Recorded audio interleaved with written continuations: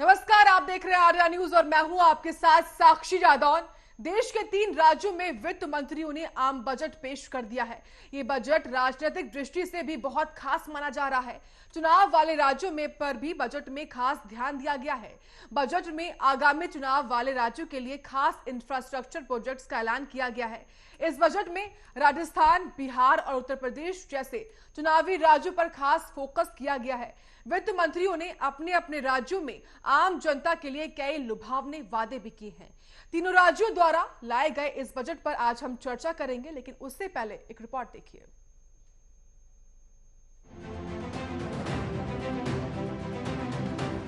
राजस्थान का आम बजट। राजस्थान के मुख्यमंत्री अशोक गहलोत ने राज्य का बजट पेश कर दिया। राजस्थान सरकार ने भी इस बार पेपरलेस बजट पेश किया है। मुख्यमंत्री अशोक गहलोत ने बजट में स्पेशल कोविड पैकेज का ऐलान किया। इसके तहत कोरोना से प्रभावित लोगों को आर्थिक मदद दी जाएगी। इसके अलावा मुख्यमंत्री अशोक गहलोत ने रोजगार के लिए 50,000 रुपए तक का ब्याज मुक्त लोन देने की बात भी कह दी है। राज्य में इंदिरा गांधी शहरी रोजगार गारंटी योजना शुरू की जाएगी। राजस्थान के मुखिया ने ऐलान कर दिया है कि सरकार अगले साल से अलग कृषि बजट पेश करेगी। राज्य में अलग अलग स्थानों पर मिनी फूड पार्क बनाए जाएंगे। इसके अलावा किसानों को आधुनिक सुविधा भी दी जाएगी। अगले 3 सालों में 1000 किसान सेवा केंद्रों को बनाया जाएगा। राज्य में खेती के लिए बिजली देने के लिए अलग से बिजली वितरण कंपनी बनाई जाएगी। अशोक गहलोत ने कहा है कि अब मीटर से जो बिल भेजे जाते हैं वो किसानों को 2 महीने में एक बार भेज दिए जाएंगे। 50,000 किसानों को सोलर पंप भी दिया जाएगा। अगले साल से किसानों को सब्सिडी के लिए 16,000 करोड़ रुपए का प्रावधान दिया जाएगा। अशोक गहलोत ने राज्य में स्वास्थ्य क्षेत्र को नए तरीके से संवारने और उसे विश्व स्तरीय बनाने का ऐलान कर दिया। राजस्थान सरकार अगले साल से यूनिवर्सल हेल्थ कवरेज लागू की जाएगी। राज्य के प्रत्येक परिवार को 5 लाख रुपए के स्वास्थ्य बीमा की सुविधा भी मिलेगी। उत्तर प्रदेश का आम बजट। बात उत्तर प्रदेश की हो और आत्मनिर्भर भारत बनाने का जिक्र ना हो, ऐसा तो हो ही नहीं सकता। आपको बता दें कि उत्तर प्रदेश को आत्मनिर्भर बनाने के उद्देश्य से योगी आदित्यनाथ सरकार ने राज्य विधानमंडल में लगभग 5,50,270 करोड़ रुपए का बजट पेश कर दिया। आपको बता दें कि यूपी के इतिहास का अब तक का सबसे बड़ा ये बजट माना जा रहा है। यूपी सरकार का ये बजट युवाओं, किसानों और महिलाओं पर केंद्रित रहा। साथ ही ये पहला मौका था जब बजट पूरी तरीके से पेपरलेस रहा है। वहीं प्रदेश में अगले साल विधानसभा चुनाव होने वाले हैं। ऐसे में योगी सरकार ने बजट में 27,598 रुपए की नई योजनाओं का ऐलान कर दिया। बजट में अयोध्या के विकास के लिए 140 करोड़ रुपए का प्रावधान किया गया है। अयोध्या में बन रहे एयरपोर्ट का नाम मर्यादा पुरुषोत्तम श्री राम हवाई अड्डे के रूप में ऐलान कर दिया गया। प्रदेश सरकार का कहना है कि राज्य की अर्थव्यवस्था को $1 ट्रिलियन इकोनॉमी बनाने की दिशा में एक महत्वपूर्ण कदम है। साथ ही उन्होंने कहा है कि हमारा लक्ष्य उत्तर प्रदेश को आत्मनिर्भर बनाना है। साथ ही प्रदेश का सर्वांगीण विकास सुनिश्चित भी करना है। वहीं बिहार में उप मुख्यमंत्री और वित्त मंत्री तारकिशोर प्रसाद ने बिहार विधानमंडल में 2,18,000 करोड़ का बजट पेश किया। वहीं बजट सत्र शुरू होने से पहले से विपक्ष महंगाई, पेट्रोल डीजल की बढ़ती कीमत, कोविड-19 जांच के आंकड़े में फर्जीवाड़ा और कृषि कानूनों के खिलाफ बिहार की एनडीए सरकार पर हमलावर नजर आई थी। साथ ही कोरोना की मुश्किलों के बावजूद आम लोगों को राहत देने हेतु किसी प्रकार का टैक्स नहीं लगाया गया।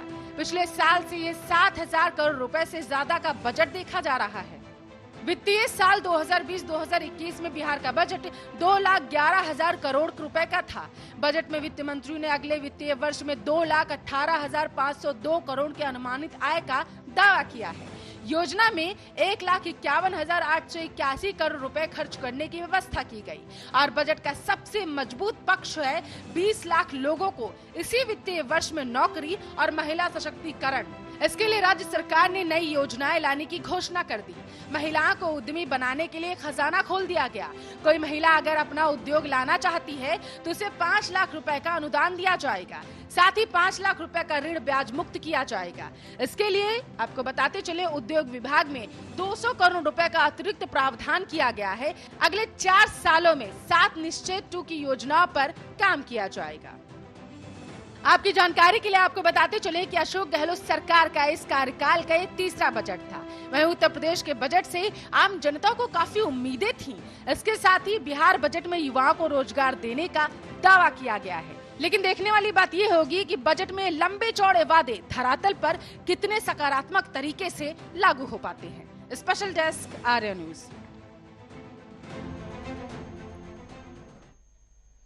तो 3 राज्य जहां पर उत्तर प्रदेश, राजस्थान और बिहार में बजट पेश किया गया है, जहां पर बता दें आपको राजस्थान और उत्तर प्रदेश में आगामी चुनाव होने हैं। जब उत्तर प्रदेश में 2022 में चुनाव होगा तो वहीं राजस्थान में 2023 में चुनाव होना है। तो ये माना यह जा रहा है कि आगामी चुनावों को देखते हुए तमाम सरकारें इस बजट में तमाम घोषणाएं और वादे कर रही हैं और ऐसे में बिहार में भी ये बजट पेश किया गया है और लगातार तमाम सवाल भी ऐसे खड़े हो रहे हैं कि क्या सिर्फ चुनावी मौसम में ये बजट के पेश करना कितना धरातल पे उतरता है या नहीं उतर पाएगा। तो बता दें आपको बिहार में 20 लाख लोगों को जो है रोजगार देने का वादा किया गया, तो वहीं उत्तर प्रदेश में किसानों को मुफ्त पानी देने का ऐलान किया गया है और इसी के साथ वित्त मंत्रियों ने तमाम राज्यों में जहां पर राजस्थान, उत्तर प्रदेश और बिहार में आम बजट पेश किया गया है। तो वहीं राजस्थान की बात की जाए तो राजस्थान में बेरोजगार युवाओं का भत्ता बढ़ा दिया गया है और इसी के साथ किसानों को जो है 16,000 करोड़ देने का ऐलान भी वित्त मंत्री द्वारा किया गया राजस्थान में। उसी के साथ सरकारी कर्मचारियों को जो है मिलेगी रुकी हुई सैलरी, ये भी ऐलान किया गया राजस्थान में।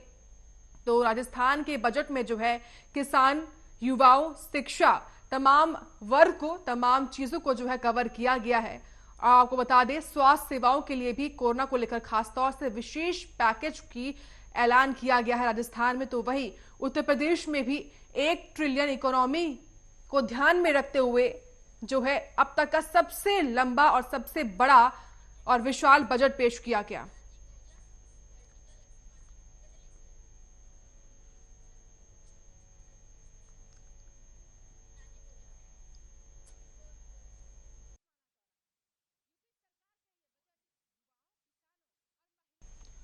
तो इसी मुद्दे पर चर्चा करने के लिए हमारे साथ राजीव ओझा हैं जो कि वरिष्ठ पत्रकार हैं।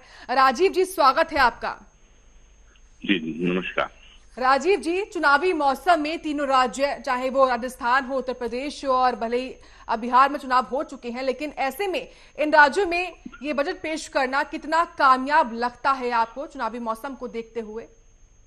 देखिए, ऐसा है ना कि यूपी का जो बजट है वो तो जैसे कि हर फाइनेंशियल ईयर के शुरू में बजट प्रस्तुत किया जाता है और ये इत्तेफाक है कि 2022 में यूपी में विधानसभा चुनाव होने हैं। तो ये चुनावी बजट नहीं है, मतलब कि चुनाव की वजह से बजट हुआ, ऐसा नहीं है। हाँ, क्योंकि बजट इस बार बड़ा है, इस बार पोस्ट कोरोना काल में, मतलब कोरोना के बाद ये बजट आया है। तो सरकार ने उन बातों को भी ध्यान में रखा है कि जो अर्थव्यवस्था नीचे थी और जो बेरोजगारी थोड़ी बढ़ी है, उसकी चलती इंडस्ट्रीज बंद हुई हैं, तो उसको सबको उनकी मदद करने के लिए भी बजट में प्रावधान किए गए हैं और जिससे कि अर्थव्यवस्था को रिवाइव किया जा सके। तो इसके मद्देनजर ये बजट है यूपी का। इसको चुनावी बजट तो नहीं कहा जा सकता मेरे हिसाब से। ठीक है, लेकिन राजीव जी, भले ही उत्तर प्रदेश, राजस्थान में तमाम वादे, तमाम घोषणाएं, तमाम ऐलान किए गए हैं, योजनाओं की बौछार है, ऐसे में क्या लगता है आपको ये जो वादे किए गए हैं, तमाम योजनाएं, ये सिर्फ धरातल पर उतरेंगी या नहीं उतर पाएंगी? ये इतनी जल्दी अभी बजट पेश हुआ है, उसके तुरंत बाद कि ये क्या होगा? देखिए, बजट तो किसी भी सरकार का का एक शोकेस होता है कि वो आने वाले महीनों में, लेकिन हम ये भी तो नहीं भूल सकते राजीव जी, चुनाव भी होने हैं उत्तर प्रदेश में। नहीं तो चुनाव तो अगले साल होने, तो अगले साल मार्च अप्रैल में चुनाव होने हैं, तो उसके पहले एक बजट और आएगा। अब ये और, लेकिन ठीक है, वो चूंकि चुनाव वर्ष का बजट होगा तो वो इस तरह का रेगुलर बजट नहीं होगा। लेकिन अभी से कि अब देखिए, सरकार तो हमेशा वो कह रही कि वो एक जनहितकारी, लोक कल्याणकारी बजट दे रही है और उसको जनता की परवाह है और उस हिसाब से वो अपनी योजनाएं प्रस्तुत करती हैं। अब चाहे देखिए, चाहे बिहार हो, राजस्थान हो, यूपी हो, जी। आप बजट में कितना भी अच्छा बजट दीजिए, विपक्ष तो उसकी आलोचना करेगा, विपक्ष उसको कभी उसका समर्थन नहीं करेगा, उसके प्रावधानों का समर्थन नहीं करेगा, हमेशा होता है। अगर भाजपा सरकार है तो विपक्षी करेंगे, और भाजपा अगर विपक्ष में होती तो भाजपा करती, तो ये तो चलता रहता है। और लेकिन जो बजट में इन्होंने, और ये भी एक फैक्ट है कि कोरोना काल में यूपी ने अन्य राज्यों से, चाहे कोरोना को नियंत्रित करने की बात हो, चाहे वो स्वास्थ्य चिकित्सा सेवाएं हो, इसीलिए इस बार बजट में बहुत बड़ा हिस्सा स्वास्थ्य सेवाओं को और सुविधाओं को दिया गया है। नए मेडिकल कॉलेज खोलने की बात की गई है। लखनऊ में जो वायरोलॉजी का एक लैब स्थापित करने की, एडवांस लैब स्थापित करने की बात की गई है, और पीजीआई को भी ऐसे ही उनकी फैसिलिटी बढ़ाने की बात की गई है। तो सरकार ने इसको ध्यान में रखा है कि आगे की जरूरतें क्या हैं।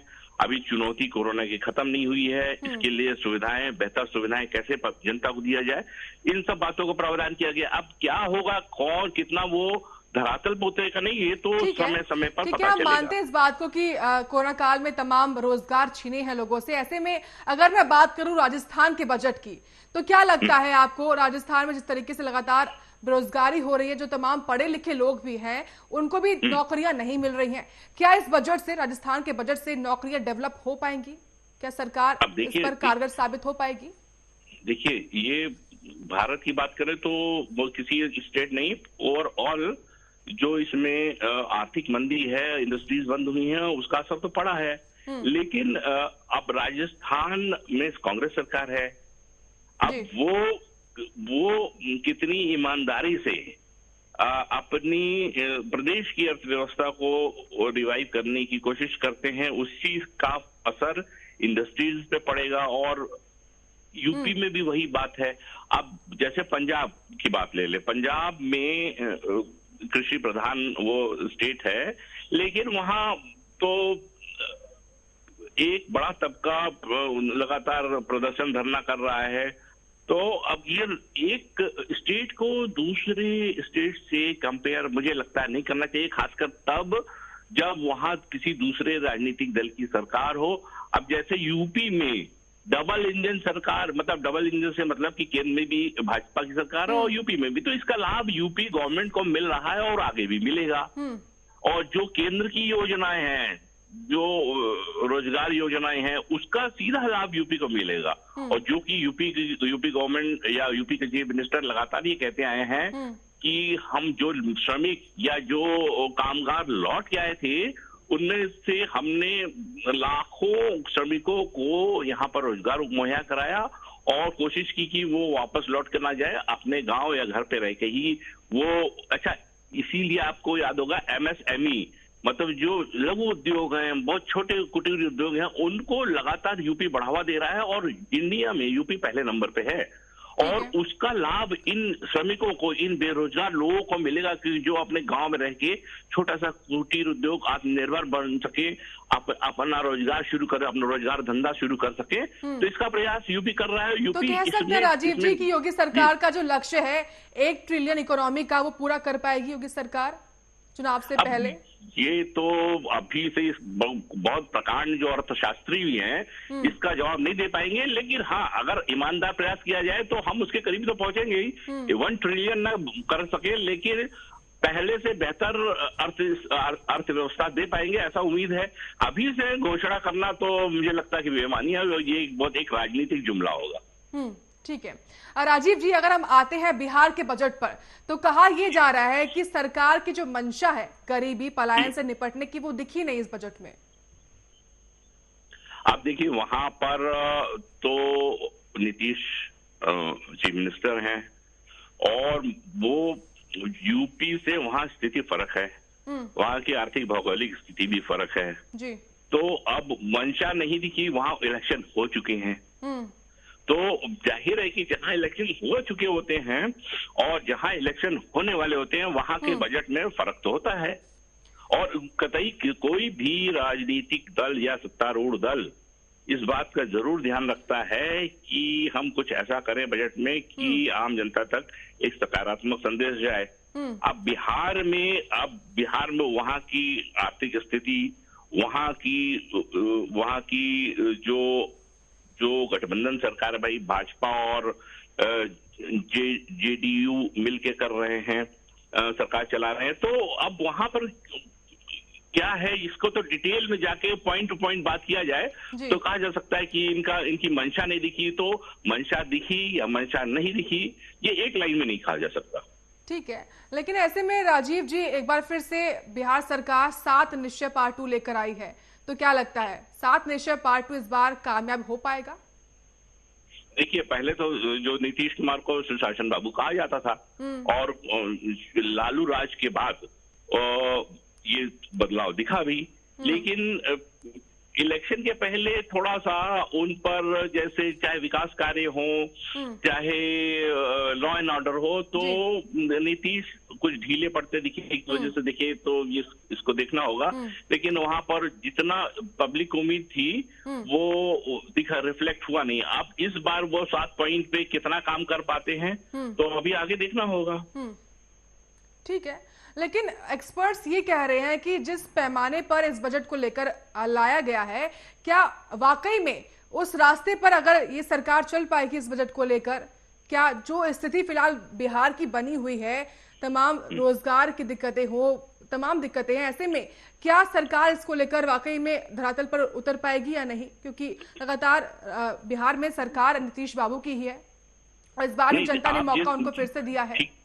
देखिए, आप जिन 7 पॉइंट का बात कर रही हैं, वो एक एक पॉइंट पे हमसे बात करिए तो हम आपको बताएं। देखिए, एक बात है, ये बात तय है कि जैसे यूपी में बड़ी संख्या में लोग दिल्ली, मुंबई या दूसरे स्टेट से वापस आए कोरोना में, बिहार में भी आए, बिहार में भी बहुत बड़ी संख्या आई। तो अब उनके लिए क्या पैकेज है, उनको रोकने के लिए, उनके पुनर्वास के लिए, या उनको फिर से अपने पैरों पर खड़ा करने के लिए नीतीश सरकार क्या करेगी, ये किन किन पॉइंट आप उन पॉइंट वाइज हमसे आप चर्चा कर सकते हैं। लेकिन एक बात देखिए कि नीतीश की पार्टी को भाजपा से इस बार थोड़ा सा कम सीटें मिली। नीतीश अनमनस थे, मतलब बहुत इंटरेस्टेड नहीं थे चीफ मिनिस्टर बनने को, लेकिन भाजपा ने अपना चुनाव पूर्व का वादा निभाया, उनको ही कहा कि नहीं, आप ही शासन चलाएंगे। तो जो इसके पहले की नीतीश सरकार थी, उसमें और इसमें फर्क है, उस कॉन्फिडेंस में फर्क है, और ये बात उनके प्रशासन में, शासन में भी रिफ्लेक्ट होगी। ठीक है, अब वैसे ही वही बात करें राजीव जी, राजस्थान के बजट की तो तमाम सौगातें दी गई हैं, चाहे वो सरकारी कर्मचारियों को वापस से रुकी हुई जो सैलरी है वो मिलेगी, और किसानों को लेकर भी तमाम ऐलान किए गए हैं। तो क्या ये ऐलान, कोई एक इकोसिस्टम इन ऐलानों के लिए तैयार हो पाएगा, या फिर क्या कहें कि एक जो नॉर्मल रूटीन होता है, रूटीन के तौर पर जो योजना घोषित की जाती है, क्या उसकी तरह इनको देखा जाए? देखिए, राजस्थान के चीफ मिनिस्टर एक राजनीतिज्ञ के रूप में तो सफल हैं, लेकिन एक अच्छे प्रशासक के रूप में वो सफल नहीं है। और उनका पंगा लगातार वो पायलट से चलता है, और वो बीच में वो छोड़ के चले भी गए थे कांग्रेस, तो उन पार्टी के अंदर भी देखिए टकराव मतभेद है। हाँ, एक वो मजे हुए पॉलिटिशियन है, ये सिद्ध कर चुके हैं वो कई बार, कई मौकों पर, लेकिन एक अच्छे प्रशासक हैं, ये अभी उनको सिद्ध करना पड़ेगा, जो कि मुझे नहीं लगता कि वो उनके शासन काल को एक अच्छे सरकार के रूप में याद किया जाता हो, ऐसा नहीं है। तो अब ये चीजें अब वहां पर राजस्थान में वो कितना, अब देखिए वो कृषि कानूनों का विरोध कांग्रेस भी कर रही है, और कांग्रेस बहुत, चाहे अमरिंदर सरकार हो, चाहे गहलोत सरकार हो, सब कर रहे हैं। लेकिन अब वो अपने जनता को, अपने राज्य की प्रजा को, अपने राज्य के लोगों को कैसे, चाहे वहां का किसान हो, उसको कैसे लाभ दिलाएंगे, क्योंकि किसानों की बात करी राजीव जी आपने, मैं पढ़ूं कि जहां पर किसानों को लेकर 16,000 करोड़ के ब्याज मुफ्त फसली ऋण दिए जाएंगे, और साथ में 50,000 किसानों को जो है बिजली कनेक्शन मिलेंगे। जिस तरीके से किसानों का मुद्दा उछल रहा है, तो कह सकते हैं कि गहलोत सरकार ने जो है मौका देकर चौका मारा है। ये देखिए, ये सब चीजें कि बिजली माफ कर देना, ऋण माफ कर देना, ये बहुत ही क्षणिक और अस्थायी मलहम होता है, और ये तात्कालिक तौर पे उनको खुश करने की बात होती है, लेकिन लॉन्ग रन में लंबे समय पर ये चीजें काम नहीं आती। लंबे समय पर ये काम आता है कि किसानों को उनकी फसल का उचित मूल्य मिले, उनको समय पर खाद मिले, समय पर सिंचाई के लिए पानी मिले। और अब देखिए, फ्री में करना तो ये पॉलिटिकल बातें हो गई। अब यूपी में बात करें तो जैसे गन्ना किसान की बात कीजिए आप। ठीक है। अब ठीक है कि अभी भी करोड़ों, कई हजार करोड़ गन्ना किसानों का बकाया है, लेकिन ये भी एक फैक्ट है कि पिछली सरकारों की तुलना में वर्तमान बीजेपी सरकार ने गन्ना किसानों को सबसे ज्यादा भुगतान किया है, सबसे ज्यादा उनको उनके गन्ना का मूल्य चुकाया है। पेराई सत्र में ज्यादातर चीनी मिलें चली हैं। इसके बावजूद जो आंदोलन कर रहे हैं किसान, उसमें ज्यादातर पश्चिम उत्तर प्रदेश के हैं। तो पॉलिटिक्स और जो वास्तविक धरातल पे जो चीजें होती हैं वो अलग होती हैं। और अगर ये कि हम फ्री में करिए और जब हम कुछ पैसा नहीं देंगे तो सरकार का कुबेर का खजाना तो है नहीं, पैसा तो वो जनता से लेगी। फ्री में पानी दे दिया, फिर एक ठीक है आपदा है, कोई प्राकृतिक आपदा है, सूखा पड़ा है या बाढ़ आई है, तो आपको थोड़ी तात्कालिक राहत दे दे, लेकिन कि आपको फ्री में ही सब करें और आप उनको सरकार को पैसा ना दें और आप उसका फायदा उठाएं, ऐसा होता नहीं। और ये प्रैक्टिकल चीज है। और ये जुमले अलग अलग ये हथकंडे जिसको आप कह सकते हैं, तो वो सरकार अलग अलग स्टेट की करती हैं कि हमने खुश करने के लिए इतना सरकार ऋण माफ कर दिया, इतना बिजली फ्री कर दी। तो ये वो तात्कालिक राहत होती है। ये लॉन्ग रन में आपकी अर्थव्यवस्था को इससे मजबूती नहीं मिलती है। ठीक है, ये तो बात हो गई किसानों की। ऐसे में राजस्थान सरकार ने, गहलोत सरकार ने 50,000 नए रोजगार का वादा भी किया है, लेकिन ऐसे में राजीव जी, उनका क्या जो पहले से बेरोजगार है? 50,000 नए रोजगार के अवसर मिले ही बहुत अच्छी बात है, और भगवान करे कि वो उसको दे, उसको वो लोगों को रोजगार मिले। और पहले से जो बेरोजगार है तो वो भी तो उनके लिए भी तो वो मौका है। देखिए, नई नौकरी आई, नई पोस्ट निकली, तो हम पहले से बेरोजगार हैं तो हमारे लिए भी उतना ही अवसर है। और जो नए युवा आ रहे हैं पढ़ लिख के, उनके लिए भी उतना अवसर है। जो बेहतर होगा, जो ज्यादा योग्य, उसको नौकरी मिलेगी। तो इसको तो अलग अलग नहीं किया सकते। पहले से जो बेरोजगार हैं तो उनके लिए अब अवसर जितने बढ़ेंगे फायदा होगा उस पर। अच्छा, अगर नई जो पीढ़ी निकल रही है उनको इन नए रोजगार से उनको फायदा होता है, तभी तो वो प्रेशर कम होगा और इनके लिए मौके पैदा होंगे। बिल्कुल, बहुत बहुत शुक्रिया राजीव ओझा जी आपका हमारे साथ जुड़ने के लिए और इस बजट के मुद्दे पर आज की चर्चा का हिस्सा बनने के लिए। फिलहाल के लिए आज के लिए इतना ही। आप देखते रहिए आर्या न्यूज।